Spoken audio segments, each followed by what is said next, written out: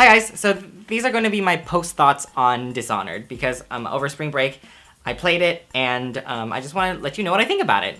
This isn't going to be a review about it, I'm not going to give it a score or anything like that, but I didn't think it'd be interesting to talk about what I thought about it. So, Dishonored got a lot of very good reviews from most of the sites. You know, it was the contender for Game of the Year. I don't remember whether or not it was Game of the Year. I don't think it was. But it definitely did very well. Everybody says that, it's a mix of Deus Machina and Bioshock, which I agree with. And Thief, which I agree with. I didn't feel held back by crappy mechanics or anything like that. Everything was very tight.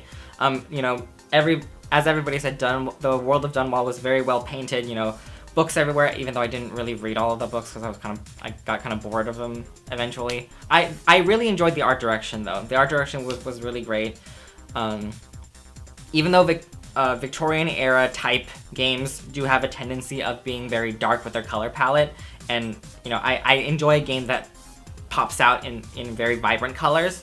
I really enjoyed the uniqueness of it, and also the way that everybody looks is really cool. Was very unique and cool. The story was kind of bad. I'm gonna be honest with you. I've seen a lot of really, really good stories, and this one just doesn't measure up. And that kind of makes me sad because I thought it would be a little bit better. It's basically just a bunch of like kill quests, like a step up from fetch quests, and I didn't appreciate that. The only thing that kept me going was how tight the mechanics were and the uniqueness of the environments, that you really do have a very, very good sense of freedom in how you can go about your mission, at least for the most part. For the last few missions, I really didn't feel like I had any freedom for non-lethal killing. Like, you couldn't do this really cool alternate mission, like exposing them with stuff as you did with the Lord Regent. It was pretty obvious that you are going to be betrayed, because what kind of game nowadays just has this a straight line where it's like, oh, you're gonna take down this person and this person and this person, then you're done. Whoop. Nope, that usually doesn't happen. It's usually take down this person, take down this person, take down this person. Oh, almost done, and then you get betrayed by somebody. Obviously, the storyline wasn't anything new, and the ending was pretty dissatisfying. Of all of the choices that you made, it doesn't really feel like a lot of them really mattered. I mean, there are slight differences even within good and bad, within a good ending. Of course, there are little discrepancies between different good endings, like the people that you saved and the people that you took time to save and stuff like that. But it didn't feel It didn't feel like I made that much of it. It would be nice if you got visually more at the ending, I think. I think that's really important, that a lot of, that sometimes games kind of shirk over for the sake of having more endings. I felt the same way with Human Revolution, in that it was just like a montage. And, I wanted to see, I wanted to see, what actually happens. Don't show me, stills of characters, doing stuff. That's boring. Don't end the animation stuff with Emily coming to hug me. For the most part, I wanted to do side quests because I thought it was really fun. It was really interesting, using Blink and everything like that. That was a lot of fun. But by the end, I just didn't really want to go out of my way to do anything. I definitely do not feel compelled to buy the DLC. And that might partially because I did spoil a lot of the DLC for myself. But, even with the wonderful mechanics and the new things that they bring into the DLC, I don't think I would want to spend my money on it, just because the story doesn't seem that the original story doesn't seem compelling, and so I kind of felt like moving on to something new.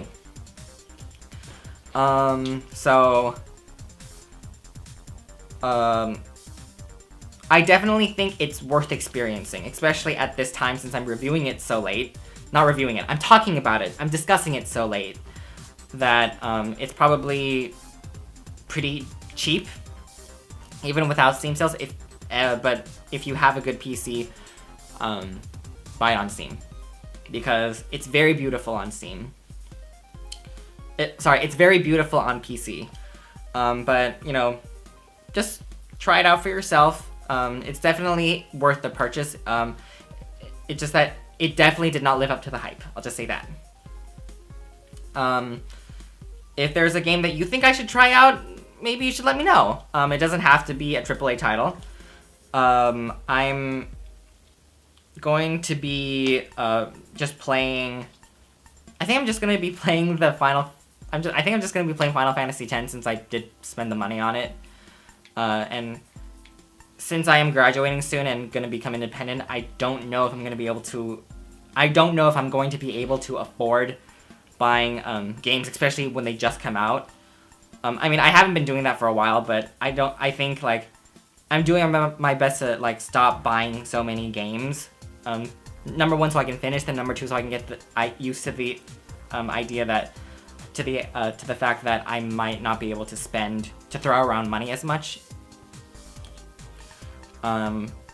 So I bought Bayonetta on on Xbox 360, and I'll get so much mileage out of that. Bayonetta is like one of the first games that Bayonetta is one of the first games in a long time that I constantly go back to play just because it's so much fun. And I love the character so much. I love the concept of it, the art style of it. It's great.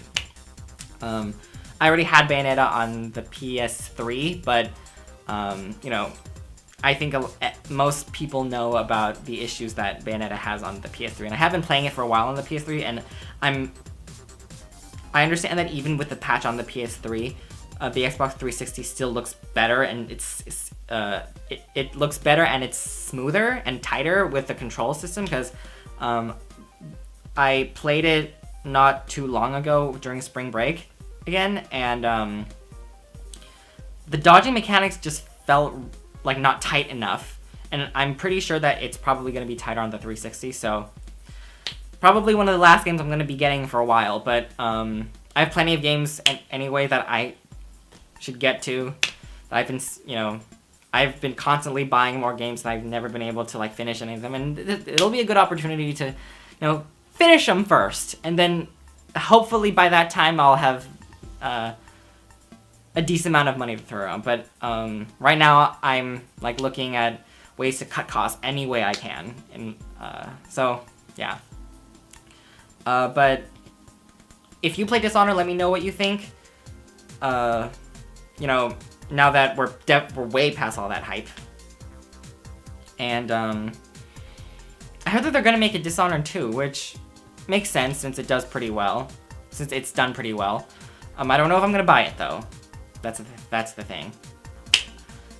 Thanks so much for watching, and but yeah, thank you so much for watching, and I'll see you next time. Bye!